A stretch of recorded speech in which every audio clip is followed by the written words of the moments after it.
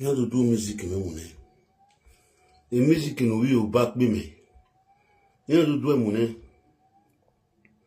The music in we back me. I do Oh, we back where I'm feeling. I'm a crush. Oh, we back. The music will not be going where I'm a crush. You might be me. You buy a do Asaboro no si nwe dodo mu na. Asaboro no si nwe dodo mu nwe Yoruba na. Oti Yoruba megiri. Wa wa azedo wi Yoruba ni ata. Ogun ga gbera gun ga gbuju wi Yoruba ma nwe aka. O ti ase o. O sori wo o. O se o. O seri wo o kin ga tayo. Wa wa ti ogun ogbera gun gbuju ewudo ni wa wa ti owi Yoruba gbe ese o seri wo kin agbe yo oti Yoruba megiri nipa yi ẹni bá bínú sí ẹ wàláì ìbínú wọ̀lọ́wọ̀lọ́ òun lọ́ máa rí alúlò oríra adé orí ọ̀gbìn ẹ̀sọ́ ju wá ní dorí agbọ́tẹ̀lé alúlò oríra adé orí ọ̀gbìn ìṣe kẹ́yẹkẹ́yẹ adé orí ọ̀gbìn.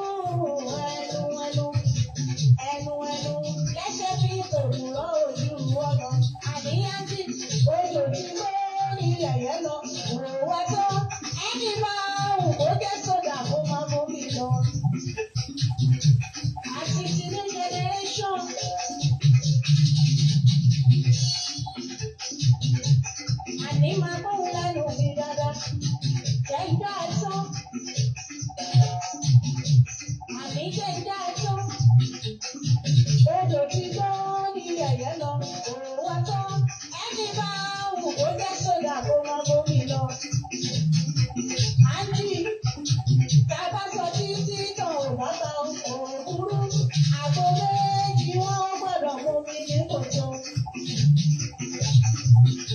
Ṣẹ̀ra bọ́sẹ̀ dé. Abọ́sẹ̀dé yóò lọ lọ́rọ̀ ṣẹ̀ra bọ́sẹ̀ dé. Ẹ tọ́jú ọ́nì síwájú àti ìdílé generation olóríire àti máa kó òfẹ́ lọ. Ọ̀làláyé ni wọ́n máa pèrè nílé. Gbogbo sáyé sọ pé kò lè búyọ lára ẹ àti ìdílé generation. Kẹ́rẹ́kẹ́rẹ́ ló kàn ẹ́ òye. Kẹ́rẹ́kẹ́rẹ́ ló kàn ẹ́ òye. Àti ìdílé generation Abọ́sẹ̀dé. Kẹ́rẹ́kẹ́rẹ́ ló kàn ẹ́ òye.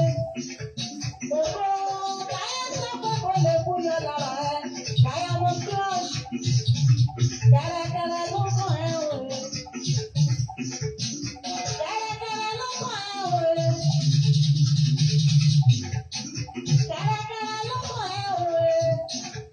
Gbogbo sáyé sọ pé kò lè búyọ lára ẹ. Kẹ́rẹ́kẹ́rẹ́ ló kàn ẹ́ òye.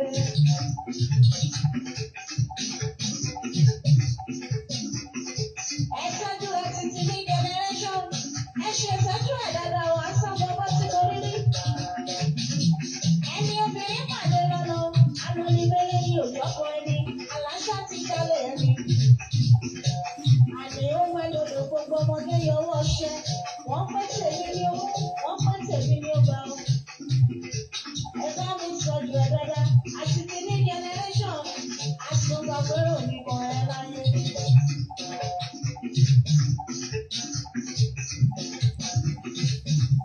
Ṣàmà tó wulẹ̀ kò bí olóríire. Àní bínúbínú kọ́ máa bínú, pẹ̀gànpẹ̀gàn kọ́ máa pẹ̀gàn ẹ. Diamond crush. Àní bínúbínú yẹ kọ́ máa bínú o. Abọ́sẹ̀dé Jackson. Pẹ̀gànpẹ̀gàn kọ́ máa pẹ̀gàn ẹ. Inú bẹ́wúrẹ́ ó fẹsẹ̀ alẹ̀. Àní kí ló fẹ́ gbọ́dọ̀ wẹ̀ ṣe? Diamond crush. Inú bẹ́wúrẹ́ ó fẹsẹ̀ alẹ̀ o. Àti ti ní generation. Àní kí ló fẹ́ gbọ́dọ̀ wẹ̀ ṣe o? Ìṣàkóso ní kẹ́rin máa lọ lọ́dọ̀. Àníyàn. Sọ̀tẹ̀rì lọ́dọ̀ níbi tútù. Ìṣàkóso ní kẹ́rin máa lọ lọ́dọ̀. Àlọ́kọ́ mi lójú pé tòun tẹ̀rí náà lọ. Ẹ̀yìn tí gòkè odò lápálá sójà. Ẹ ti lọ mọ́ wọn lọ́wọ́, ẹ̀yìn ti ṣẹ́gun náà ẹ ti lọ. Àyíká bínú ẹni tó dé, ẹ̀yìn ti ṣẹ́gun náà o. Ẹ ti lọ mọ́ wọn lọ́wọ́, ẹ ti ṣẹ́gun náà o. Ẹ tọ́jú rántí níbi tútù, mo rí ẹni rẹ̀ yẹn lólóríire. Diamond crush ṣe máa gbádùn ní tiẹ̀. Ẹ tọ́jú oṣù orí, ẹ tọ́jú yọ̀mí place. Àní gbogbo yín pátá ni mo rí. Mi ò lólódì lẹ́nu gbogbo. Ẹ bá mi tọ́jú oṣù orí. Akíndímọ̀s bàbá mi ò mọ̀ bí ẹ. Ṣé máa gbádùn ní ti? Oṣù orí lápò oṣù àti wà lára. Àlọ́ṣe yìí á dára fún gbogbo wa o. Oṣù orí alátùwà lára. Gbogbo wa pátá a máa rí mọ̀ nínú ká máa jẹjẹ o. Ẹ bá mi tọ́jú ẹ̀ dáadáa wo sórí. Ẹ tọ́jú yọ̀mí place. Àní gbogbo yín pátá ni mo rí. Mi ò dẹ̀ lólódì lẹ́nì kankan. Ọlọ́láyé lọ́lọ́rọ̀ ní ẹni rẹ̀. Àmì gbogbo ara ni mo fi kí ẹ wọ ẹyẹ. Àti ti ní generation ṣá máa gbádùn ní tiẹ̀. Kò ní sún ẹ kò dẹ̀ ní rẹ̀ ẹ́ lọ́lá ọlọ́run o.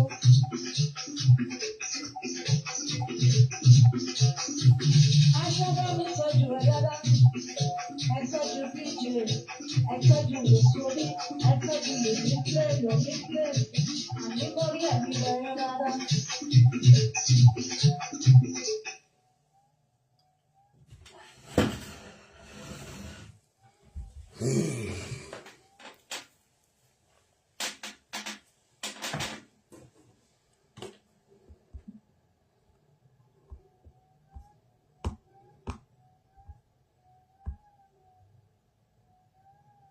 continue, man.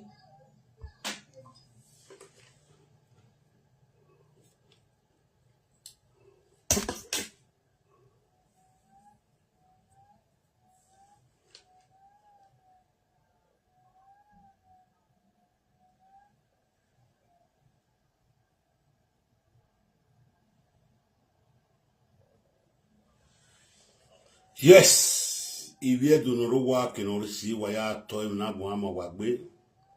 Why your power or man war, you vow or man one no make it sin or no make it down, you won't be a way me. No make it down, if you do, or make on a mo now watching or you won't be a way me. Knock out, make you work. Knock out, work. But not it all a new generation. You want to know. Imona ngure na bege tuwena. Eteni ga di agbon mamweru yu. Ukwe fashion material tisina. If you don't know work and receive any, if no ya me adi mangutana.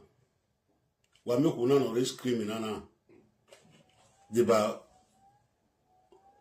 my a baby me no reba.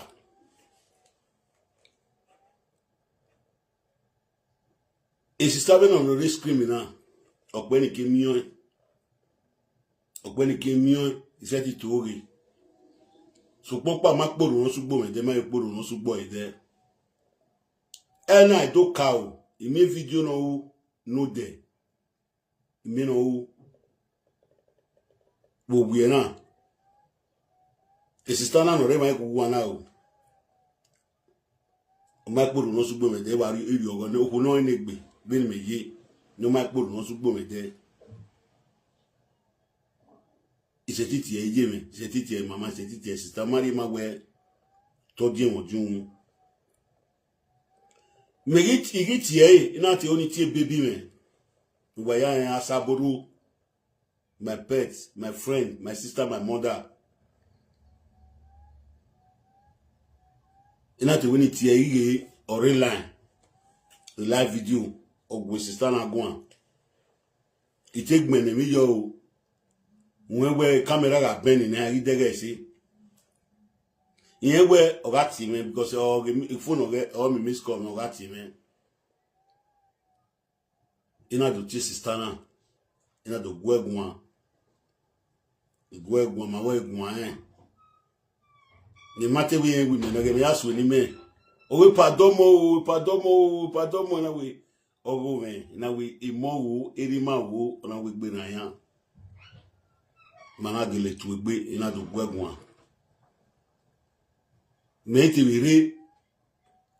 kudori mina we me press e iba mina wa ka mewe mete emi ati dale no basaburu ni muye live je live woni we me yan vakin but okay logo akika muku no rowo do wa we won for god forbid me ni apute di we mo we gba en ni yaka ina do gwegun uwe ni mi an ti dale asaburu meti asaburu ige asaburu line na wa post ina do gwegun saburu ni je ni bokun edun ekwi even izomoko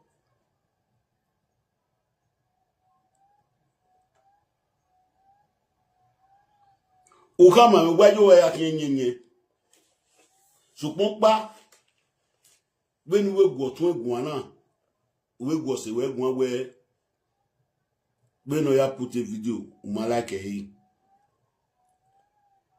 gbenu ya we video ka o gbo menu nte do gwegun ige yi ohun ni mi wa fa no gbenu ya we mi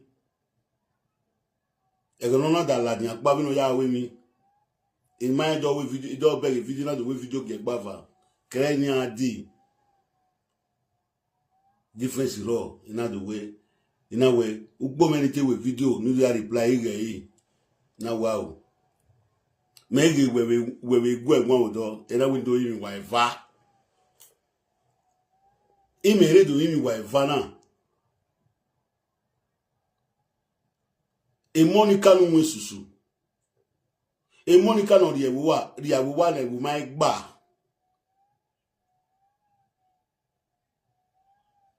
E Monica no riagu. No mukunori wodoria.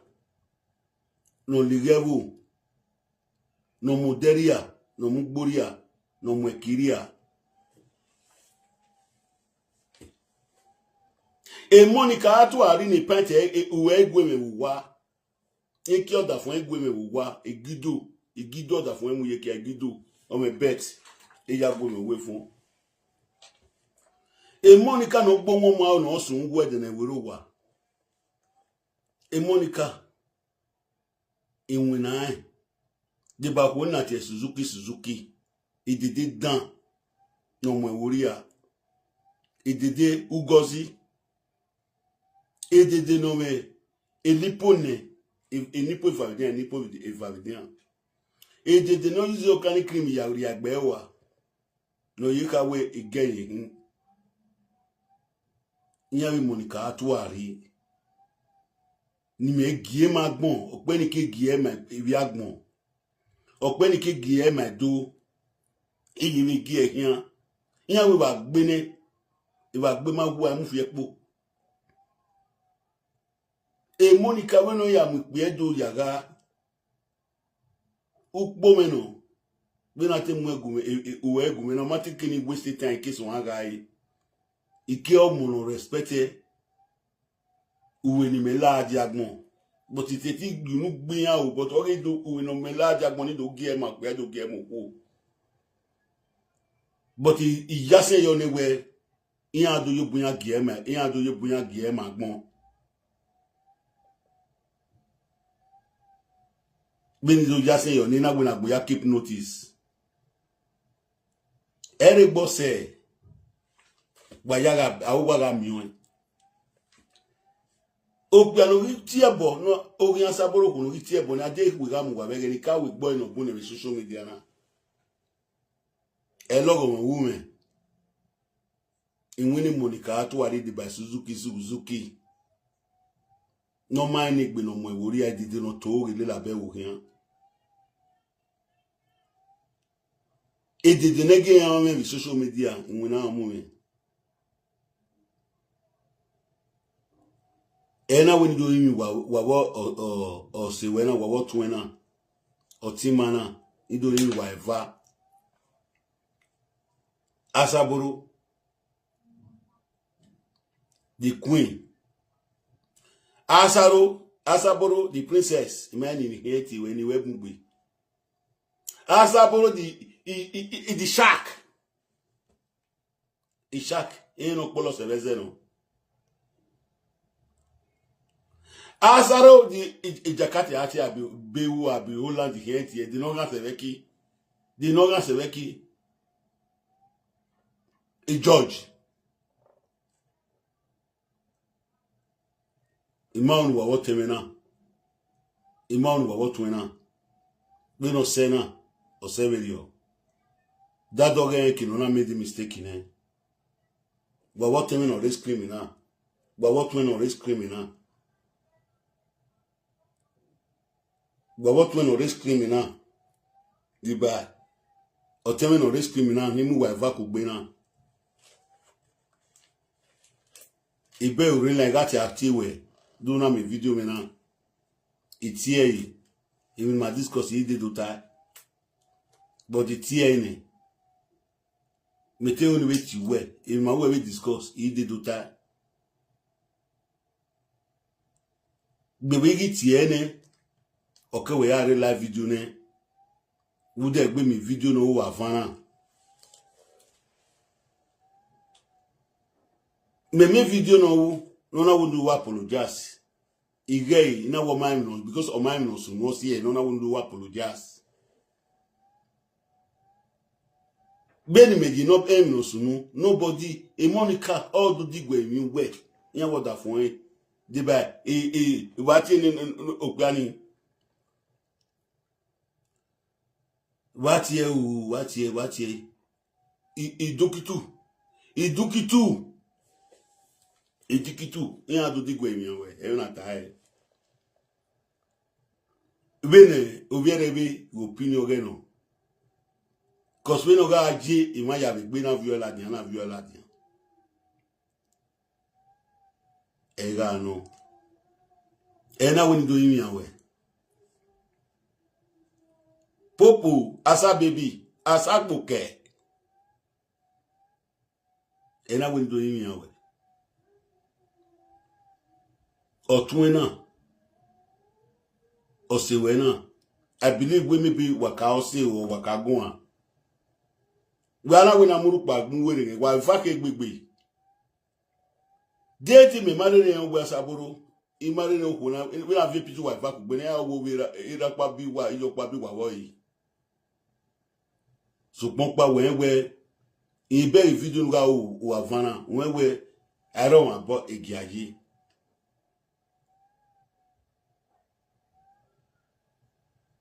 so he said he can my way a puppy or nothing not he said it time but even you only do time wife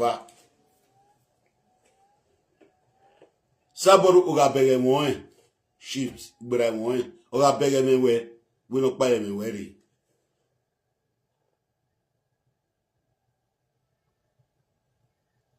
do na we video ona we so na we fian o wan bi gbagbagu o se ti mo picture ye ba be ni me video we na ina we video and when my gbagbu o se ti fi picture ma wo ye wa of the video it's okay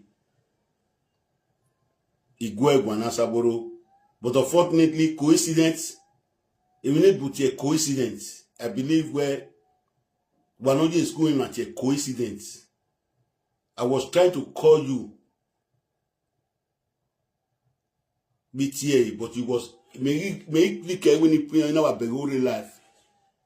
You know, you come in, yeah, I tell you, Asaboro real life, I finish at here.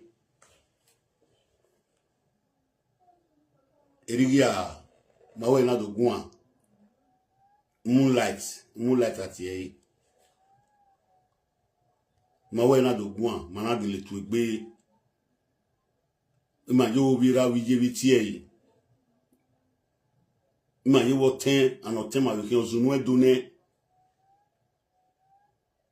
Saboro nije eme video no ina ka ima mi ti batori iwe me video no we wu ina ka ima mi ti batori but emi opa yi no gba wo ma bi me zo wa we me zo ko pe no ti e bonu e ko no ti e bonu wi awe gba we Monica gba me zo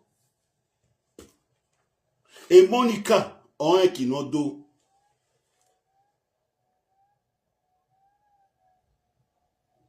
Zewu nyime ni Monica nyi unyi wa to si no nyi o se emi na gbogbo yo ohun o se ni na gbedi na yin ohun ko Monica kun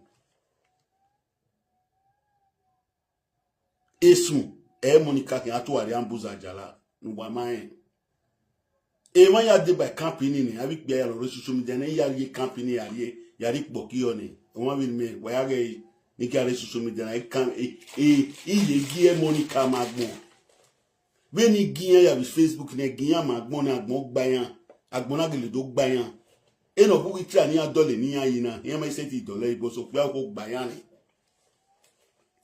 emi ya ni atale le me with social media no si kan mu egbe ero do so pe ko awo oni hin wetin ma do boye school upe okun awo oni hin wetin ma fe baba na e fe ro da o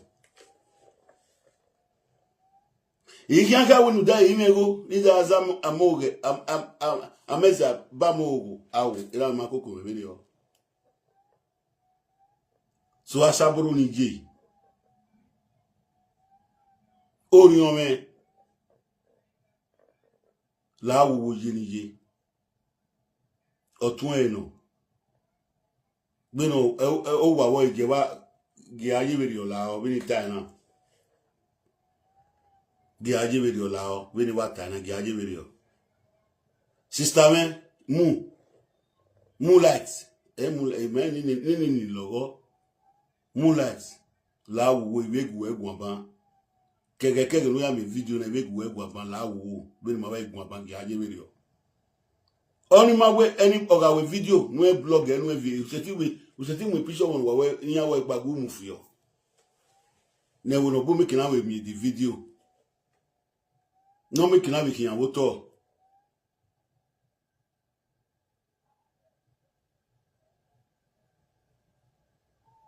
Ekborio. Bido ka be ido gba imata so. Iyan do ami ojigo iyana da aro yo egbiyan. Okeke wa do kiyan do kawo. Imagine mi ojigo no do gun ayo.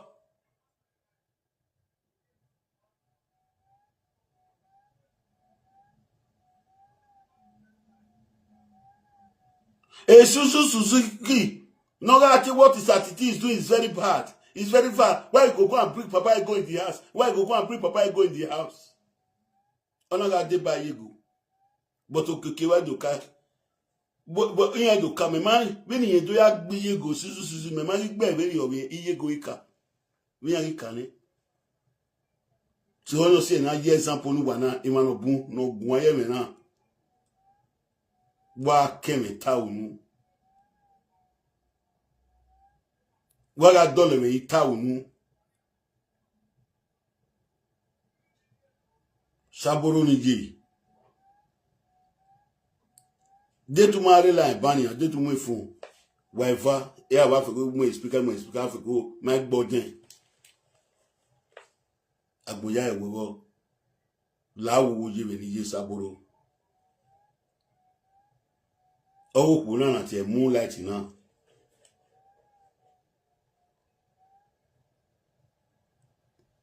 Why you go? Where if you beg you go wala o. Una beg no ya wa onia. Be ni moonlight na ya wa beg we o mo no te gwa le mi.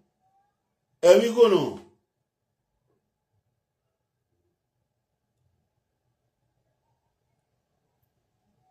Be ni be na ni. Ma be ni ya wa o no ni. Emi go no. So pon pa no. Igun ayo ni. Ewe be ri Saboro la wo. Iye me moonlight ewe be ri la wo. Ya gewe. Oun like eki. Saboro pet me no. Ije me no. Omari ka wi je me no wo kan me no. Where ya fi ewe ri e. I mean, me love one of you with it. He said, if I papa no real life, you are Saboro, my love. I love you. I want to marry you. You are my wife.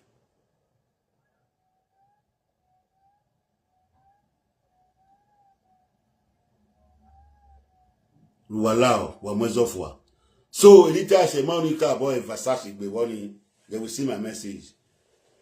Atuari, a video nigga pekiano we Ike to you way. Oge ni ti gbagbe ni ta you way. When me go out to mata meta magmo. Ioni je mwe pipi. Ni muni tukuto. Ni muni tukuto yana ga imi ani ko tukuto. Je ni mwe pipi yo jowa. Ye gbe sigba ni wi yo. O negbo tawo wa we iye dege no na asu. Dege no asu. Ige na wa. Ina view ekwa wo. Na delete. When we retire. When you write that, but one more to continue with if I tell me we cut you know. So if you don't know what can receive, I want to imagine. I want to matawagmo. One more baby time away. If you don't even know where to go, you know delete ekwa. I will more to continue with that. So if you don't know what can receive, what you are so boyo, Monica Atuari. Monica we are a bebori. Monica we are a bebori, a bebo. Or we are a bebori, bebo. Or we are a bebori, bebo. It actually we are a bebori. Tuari. We marry a bebori wagobu. Marry a wagobu. Obuna are a bebori, we maju. Obuna mi ari bebori. Obuno gbe 2 years wo wa we. Ona do give we my man. eti me maka hu dan we hin no ya lo ye ki popa mi na obona we do giwe mama obona we laja no dona we do giwe mama when me no see any man ye popo nu we because eti yan man mata no dey page we are going to control no ma be ma ya no we go control page again na go no go control page yan ro we caro we do again ya gba we ya fian o yan na ya operate page ni eni o iti e bonu we be de na eti man we na mi ya page o yin adu e kini adu eti man o si eni na oni ahun ni no bun abi bi e kan re oni ahun ni abi didi no man ni gbe no ro e da ahun ni abi didi no wa yoko wa no popo le lo bi o kan tun yin abi didi no ma wu we ni ye bo yiji iza ni wiki go ni go iba ti ta wiki go egun be ni Suzuki ji eni abi GBC no members no wa kokonin sisi yan we ki an ko gedo no gwa no polo yan gwa la be gedo no polo yan gwa lo inde amu ebo no kwa gbiyan sisi yan we ki an kokon yan re do gwa lo iki an kokon na gbiyan ni gedo no kwa gedo bun gedo ga me boya bujiyan o yi Monica ebebo ma yere kinu we ade abi telephone mu na we kunu na ri ebebo ri gberu my fans we ni Monica gberu ma idagbo ni gwa ri ebebo ni ebebo ma yere ba na tu ari ebebo ma yere ni ha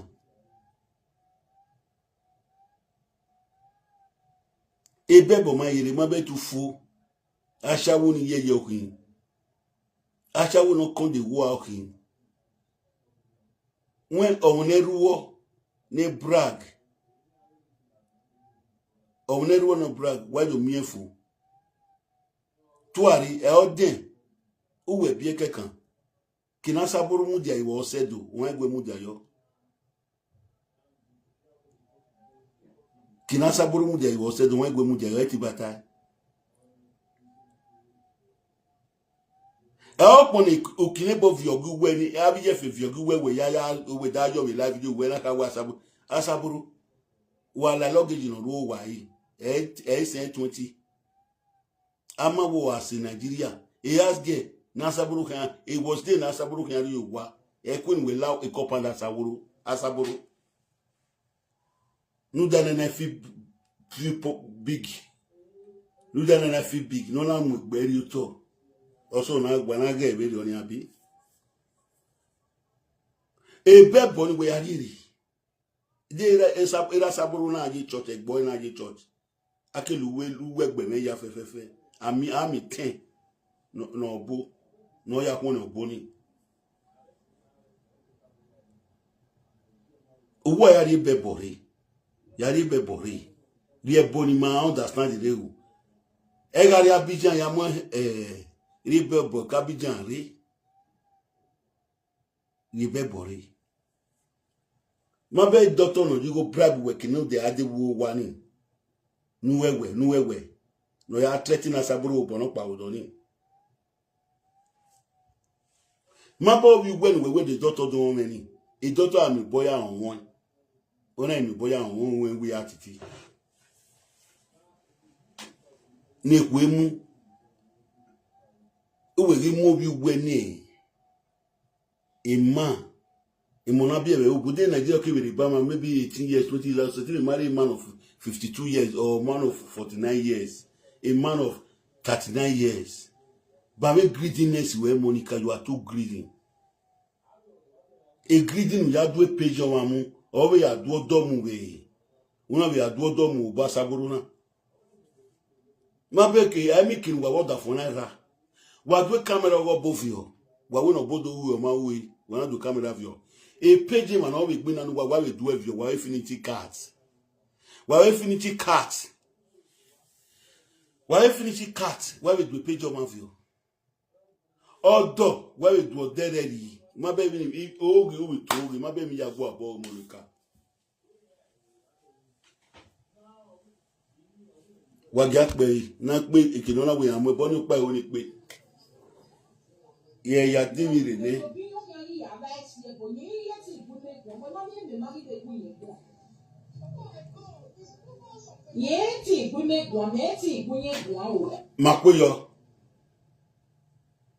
Makweyo, but a nakedness way ya women.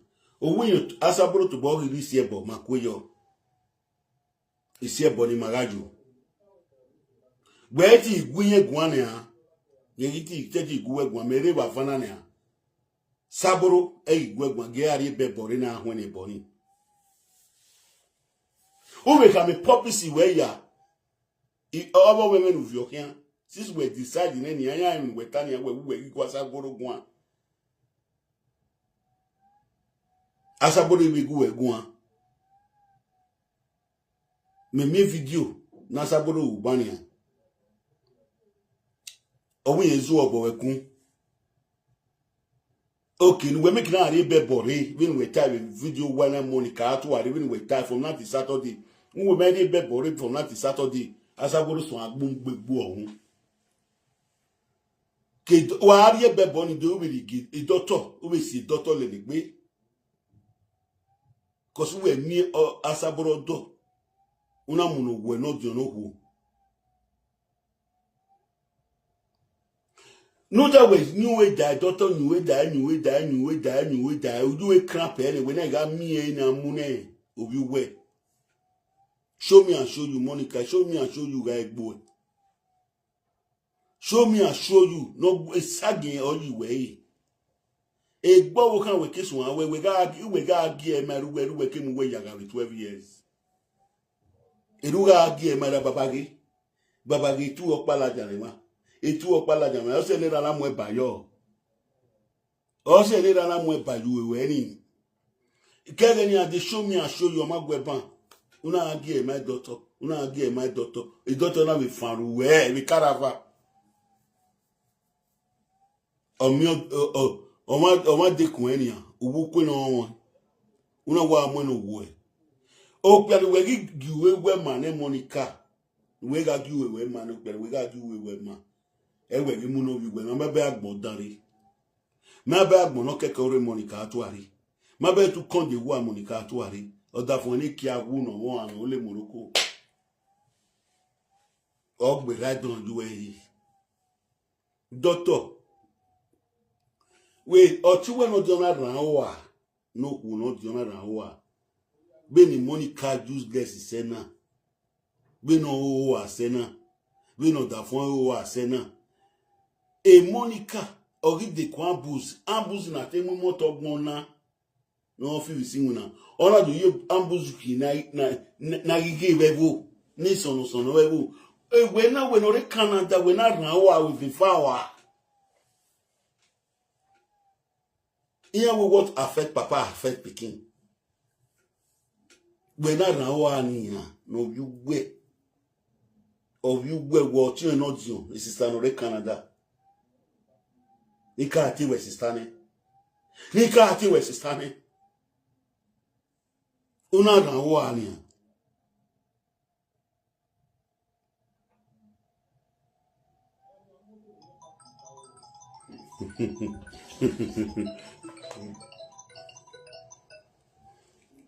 Allo.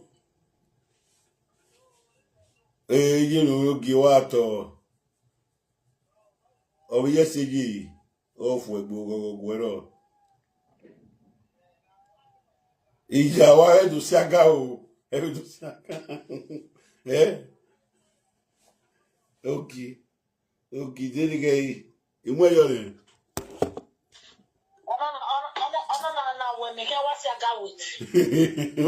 Oh, is here. Do we siaga with? Where's siaga wo? Where's siaga wo? Why we have to see with Agula?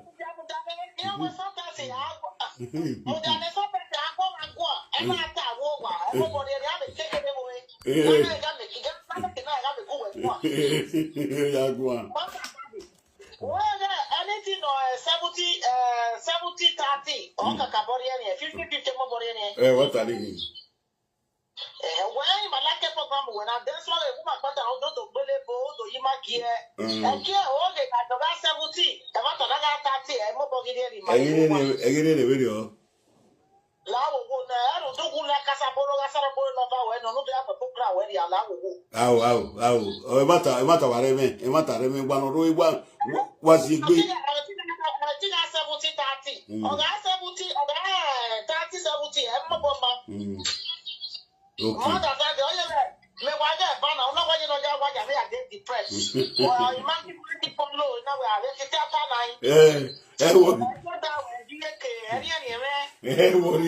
where's the ability to be mess work baby? Me mess work baby, where's the girl that we have what's the way me mess work baby make me? Me my I don't know.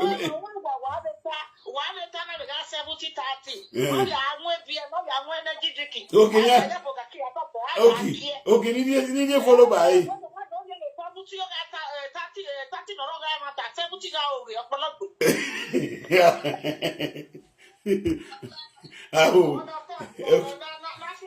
Okay, Teronia.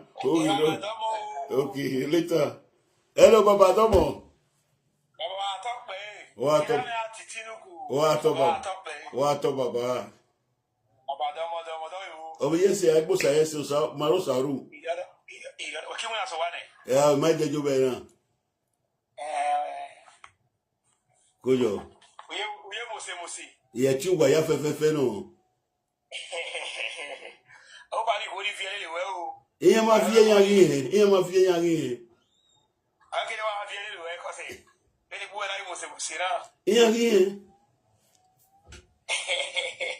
You both here in here.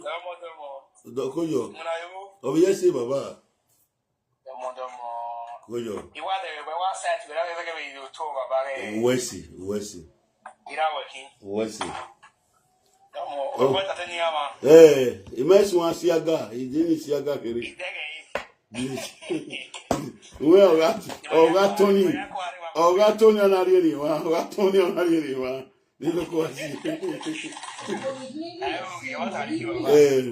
Oh, got Tony on a really one.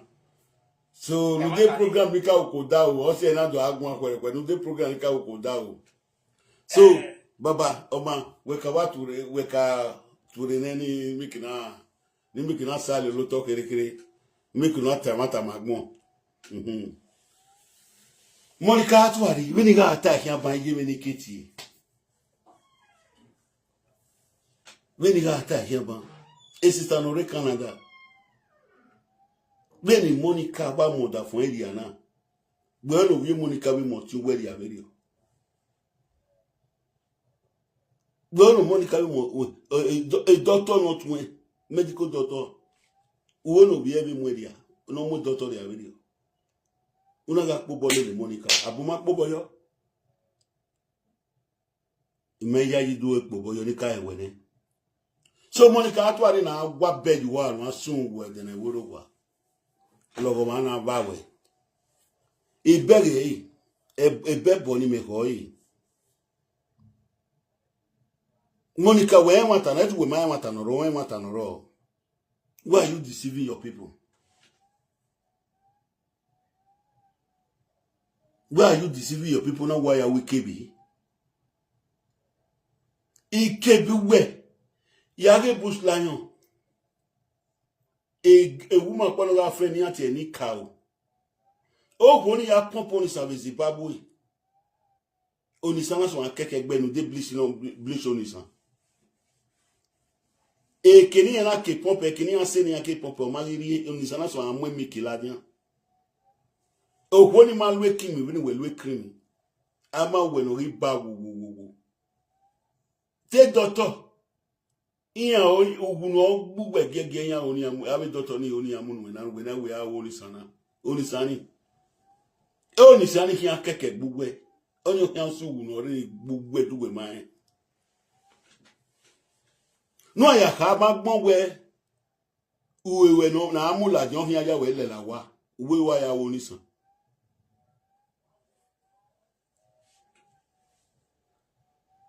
Only say ye de ba when you wari tioni nyash.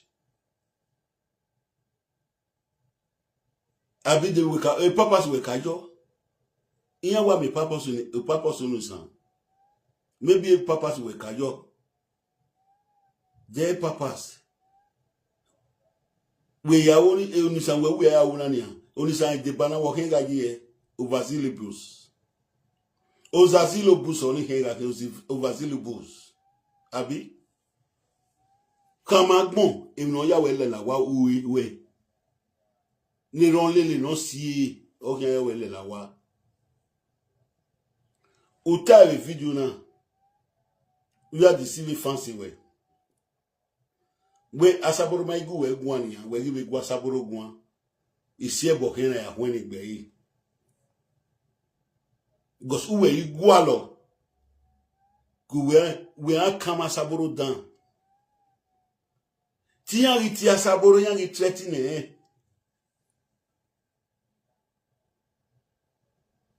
Tiyan itreti ne. We gwale kino kama asaboro ne asaboro ba we ne igwe gwan we igwe gwan but we do kare we are bebo. Is this Saturday my iko we say bebo ni ma own ma ahweni.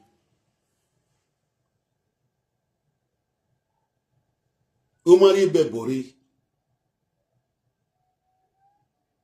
Ebebonu mari eboni my wo edo because we eboni we customer we ati o my zowa so my ahweni egari Zimbabwe eya kamirodo nori we ari Zimbabwe my yodo owedo obiedo wekin obiedo saborokin ovie sambuzikin ya gwaloro te sangwaloro tado ewu no lega do ya fefefe ni mana seti givi bima ni ahwene boni Monica won na pe hian social media.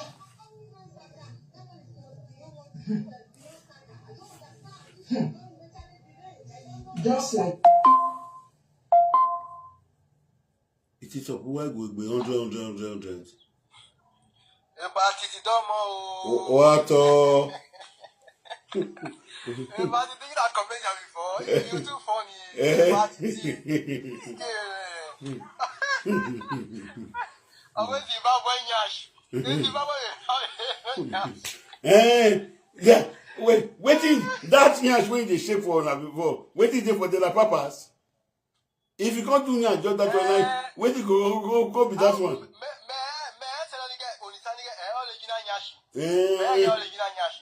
Because Monica, with funny things. So so you're the one about that nyash na nyash.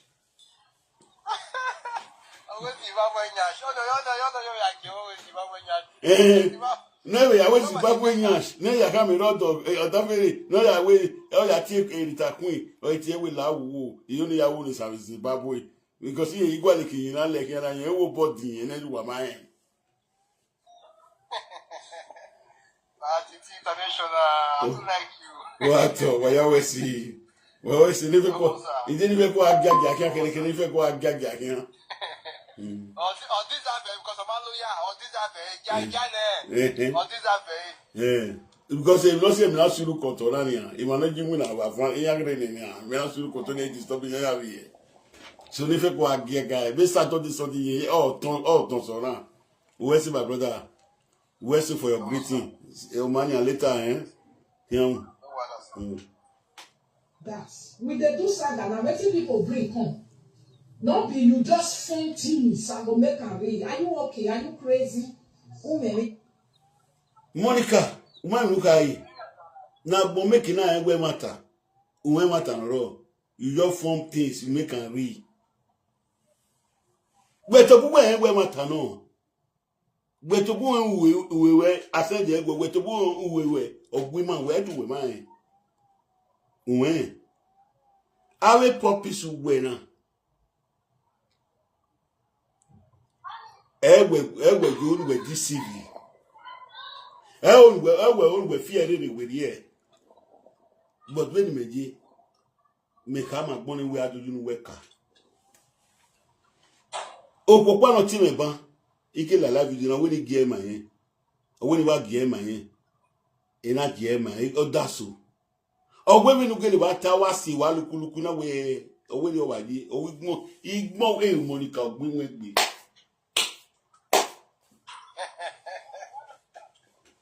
e o yekpe o fun egbe ya fefe fami we ya pompi na gbayemi opo pa brother won opo pa le bush lion mula de wa sopa ora ageni cow ona we ni cow yin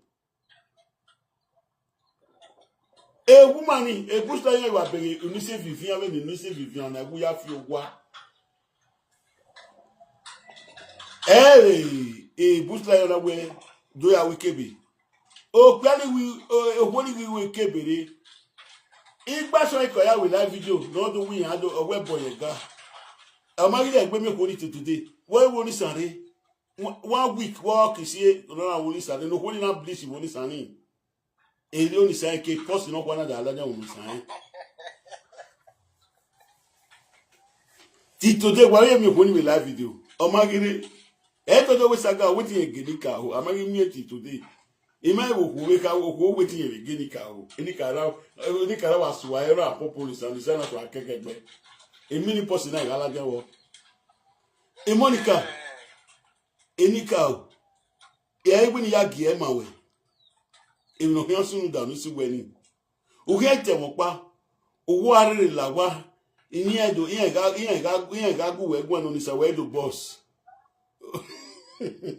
owo ni say ga boss we ya ga ya mi shame at this place ya no ni say do boss bien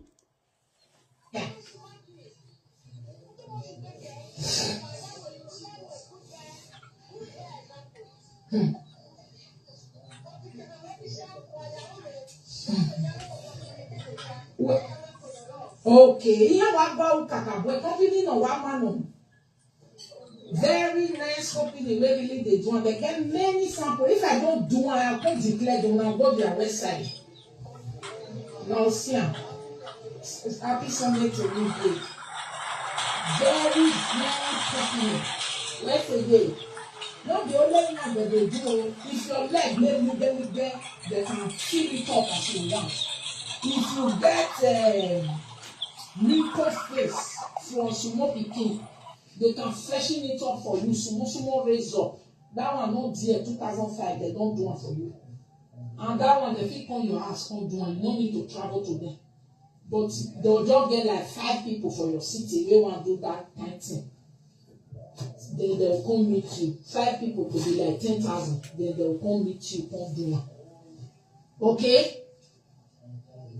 That they silifit breast. If your breast may laka logo, then they silifit. That they treat clitos. Yes, if it make ugly, they go see it. No, say some people click. Ogugweniya ime bele lode oye nyanga we wo ni nyanga we we aberu no lega ni aberu no we po gwale ni me iwe ni Monica la tola kara be love you ni eru ra akara ibe ari wa muwe ma me eru popa no ro akara o amu me Monica gbinwe gbe wa mi lape ya si ari wa we organic criminal agi mi bi edo ikuo no black organic cream again that ba begoku igbo mo ba te gbe mu gbika organic cream yan ya attract o ma bi lagi na organic cream iye wa ke lapi we no pe wa we lap ike wa pe o iye da start no ye ke pe ape o ni lapi ala si wa lukuluku no e lapi kwikwi a o fofo o te ke no ye wi o a to ke ni ya te fofo ale legbe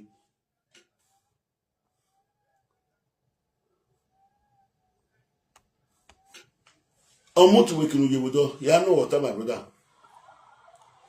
man ni kai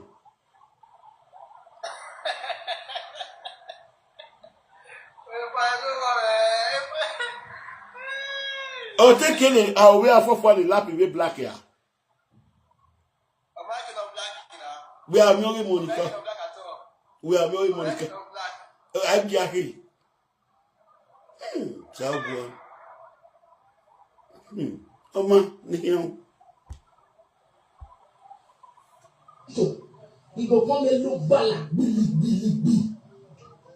Asa boro ma show e no men ya ni ma ga je no ye ligbiligbi no. Hello. Oh, Saboro, oh, Gano. We're begging. Oh, figure, we know that we laugh. You figure, read it. Oh, figure, man. I might hear what you do, man. And you were well of flattening and be a lubo to toy. Oh, we're flattening and lubo will ya ten, where lubo. Uma lubo, the Samuel Waikeri, not by Kerry, no way Kerry, ni ambusi Kerry, ni Jibo Kerry, do Michael. Every fois, or a man, or you sell a free war, or you have very well fridge, or very well fridge, or a worry, or do yet jack one way, one. Or do you go so?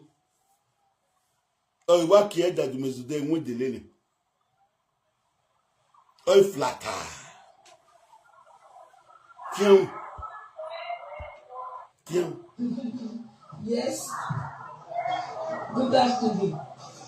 Say to you. Ginash. Ginash, like they say, or the one where they want to do for me. Oh, we only son. No wonder. Wake up, only son. Only son, wake up. Your son, wake here. Wake up. The one you sell, the one they want to do for you. A bound as a wake up, only son. A papas wake up when you're being a be papas. A money color carry be papas carry daddy. Ayo yoga, no wonder. Hey, I only son. Well, only son, ya won't carry yoga. You said he sees your very near water to power to little with your book. Are you about to little with your book? No,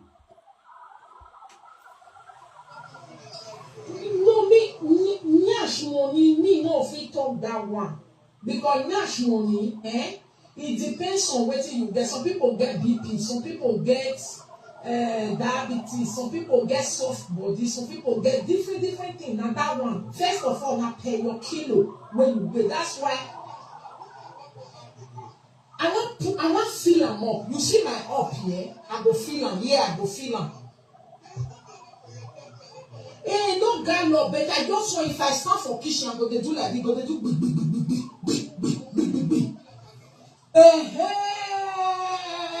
I wish I show you the one where they do. They go just they do bang. If I you should be an Monica and women and him. Woman will not have one.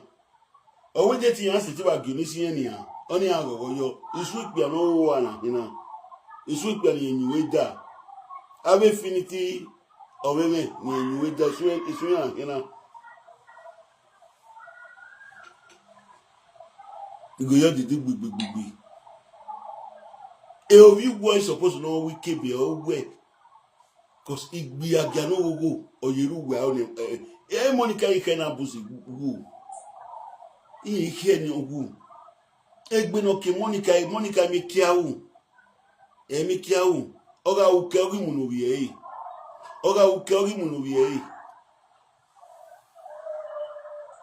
Okwi. When we say nania. When Monica udi you are soon wedding in Uruwa. Ambuza jala. Wa wiegu awagbo unwe susu ewo. Uno gbekan ho. Wa wiegu go do nyash. Nyash. tell me that they go for black or do bye.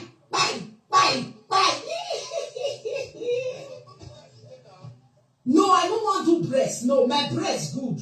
Now my belly they will draw all the fat. They will put them for there. Yes.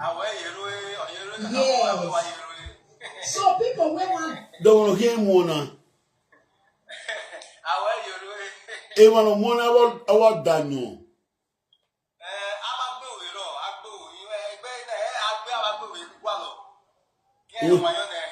Yeah, one on the hand, when you I will have a junkie.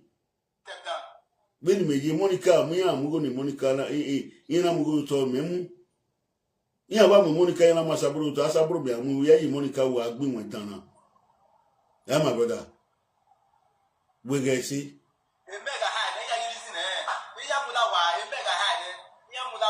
Emega one Yamulawa.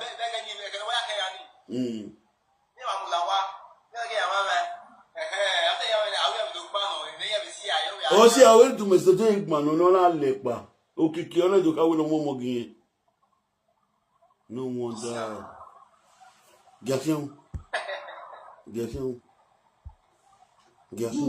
For you to know, may you lessen your money, not pay.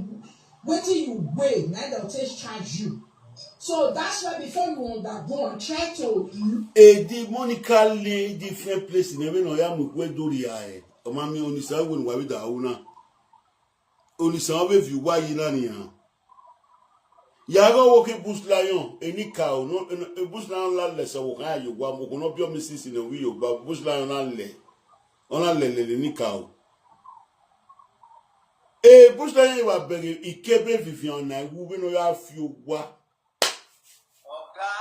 Oh, now when a part of Wikibi. Any cow. The first week, none is so well. I only send a cake a keke. They told it Mandu for an enemy who win a guanania. A Marian is nowhere to be found. Even in Yawikibi. Ona do even in Yadu Kuna do second in Yawikibi. Because I walk back, Africa control now away. Yesi Canada go ni ya de tablet opopa. Ewanya egbena iwoku ni. Ebe de bed oga mwekoroto. Except in the toilet. Cause okian total with toilet. Iya wa total ye miki no wa vela de wa voto ya fefe.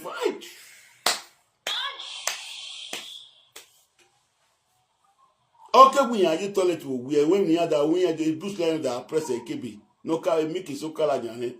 A woman got the toilet, and you total of your body toilet. Young Becky only Sanoyahu, or see if you don't give. Eh, we push them matter my way. Eh, we are we keep it now. I don't ribbon. No ribbon. lose weight.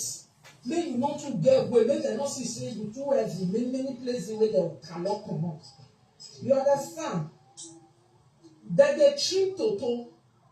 If you get nyama, like Asaboro way, he say you don't find many boyfriend me and what they never is so you maybe not see. Asaboro don't friend many boyfriends. You just stay for glasses for where did they call them? Holland. The men will sleep with you. Plenty past the one where Asaboro don't friends with some look at. You friends do mezedo. You be one or father or boy, both agree. You not friend to mezedo. Okay, the boys where Asaboro don't friends, I can't name them for us. Can't name them for us. This is friend, many boyfriend. Una de say Charlie or Meme, abi? Una de say finity or Meme, abi? Which one can't they again? I can't tell us. Ununa mo Maria. Because only case secret when I make canwe, no soon Monica Atuari. Wa we are na ebubule no we are ubo. Ebe we are. Wa we are like me. Unisanu wa uni ya bueno na ya keke like me. Wa soon we de woro wa. You don't friend many boyfriend. We my friend the boy we came on though. We my friend okpia. Do ko no la jam with the old word na you make a friend okpia came on though. Super vigi mane deni ni amuku e na amu na gboto wo je okogbo yan. Abi my brother. Don't we no riro. Where Nigeria 12 years eruwe wuwe. I want a no friend okpia no bu ma masa wo ne da gbe kia your way Monica. Oh, we need a gbe kia your way the ba no friend the boy no good no masa. My brother did not say. wa gbo Monica to ari wa sun wedere wero wa un dan e se pe ke na to gbe Suzy na ro gbe me ka wa gbe na kian people wey don't say friend many boyfriend wey get they can beat me for if I don't talk say I don't get boyfriend I don't get who come here Jesus. My brother Mudia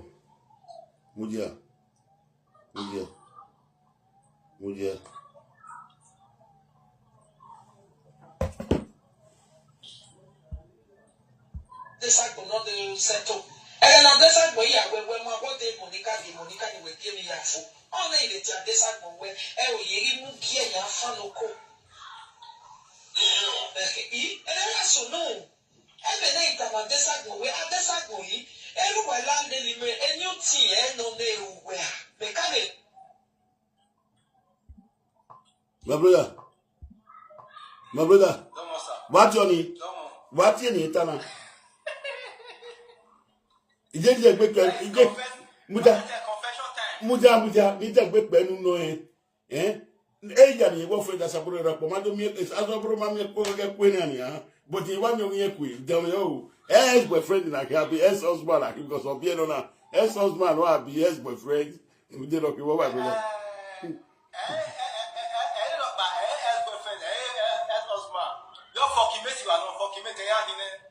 okay. You must say the body of Bia Yona, father, baby, or baby father to two man, baby father. Okay, let a quick pay yo. Let a quick pay yo. They don't wait. He always of by women. Also, not done pepper. He always of by women. Maybe if you collect one, I don't do pepper. If I worry. Okay, Jeff, for more, you will not have in my FFL, you cannot worry as you for your Vason. Miado, we are barely by I spend maybe you were doing while the lava was it be. Yes, so internet never forget. That the cycle not settle. And then on the side where when my what day Monica will give me a fool. Only the cycle where you move here, ya fanoko. And I also know every night I'm this I where at this I go everywhere land and you see no they where mechanic. My brother, ex-boyfriend like here be ex-girlfriend. Remember when I told her ex-boyfriend. Ex-boyfriend. Okay, equal your sister ex-boyfriend was here. I know see some people if they don't marry they lie. Don't say because my own will not be like that. My own are Monica telling me when some people they go they lie now. Lie now. If you don't Babala we aka uru wala lo we ku de new thing no ah. Also some people they over the lie. You will lie now Monica. Abi my brother. Ete Monica lie now nia. Always some people. There's some people, if their friend ex-boyfriend when you were canning and we do Balaga, we didn't know. We are not sure any Monica. Do when I go away GBC, I will GBC me bano and in when I go one will make ye. In here, why you are going to your you are going to disgrace where I said in our womb. Eya gbemi wa ike igia me platform ni lele. E o ma gia me mo to bo won gia yi. Onyo se ina mo na we tie ni na jebu e. Na make na Okay, muja ni po muja. Oyo mu mene. What? okay. I beg you. And you where they laugh now also. If you know say you get that kind complicated issue, please because What I? Or when you will lie, if you know say you get that kind of complicated issue, like you a big nala de gbe, and you have to they want to make nala de gbe. Elokai. Ini pe fun na down your phone. okay, please, I beg you. And you where they laugh now also. If you know say you get that kind complicated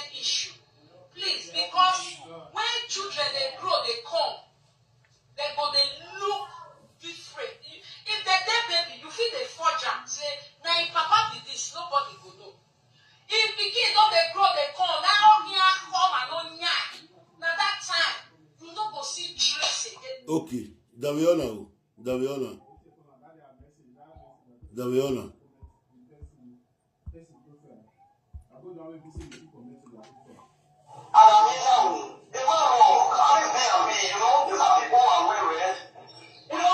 Somebody like Melissa, they should teamwork. Why not teamwork? No, my dear representative. Where not Otoma. Yes. Where wanna guana? Where wanna guana? Do mesedo guana, do mesedo eruwala. Where not when my team up repetitive. Where is on here? Repetitive. Ona aswini uji. Yes.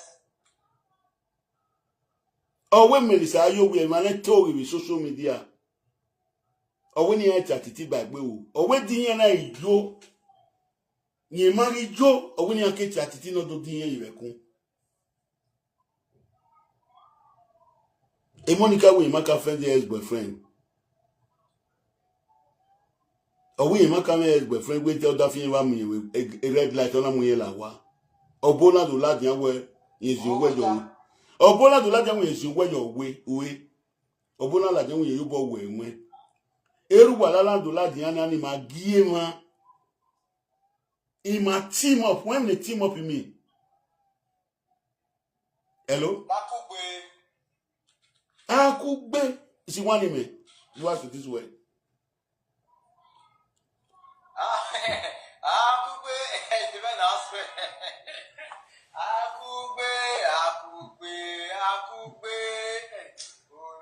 Oh, when my Kugbe. Imamwe Monica Badi. Ego ni low in anything. In pay. Money is not the problem. Provided Monica Moiwegume. You have to sue anyone. You have to sue anyone. You have to sue anyone. Hello? Hello? Koji no gi. O ato. Obukian. Ya wa kpole ya mini enwe vyokwa. Yemi awo ya wike.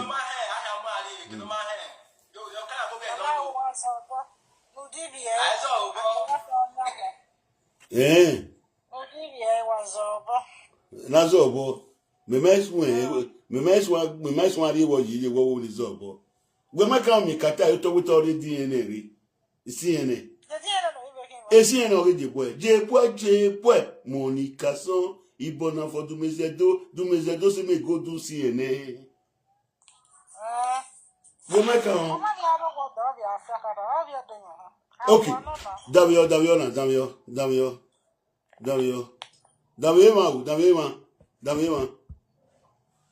This I could not settle. And then I just like when my body Monica we give me a fool. Only the Tadesa where you give me a fanoko. And I also know. Every night I'm a desert where I desert will he. Everywhere around and you see, no name. Those states in all Nigeria as why that be or money right away our DNA. Yeah. Me Nigeria.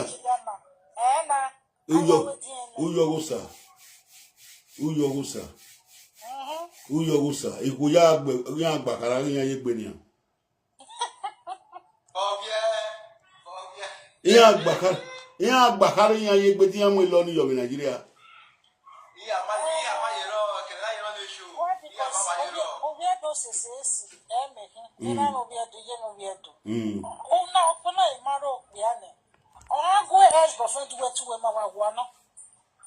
Okay.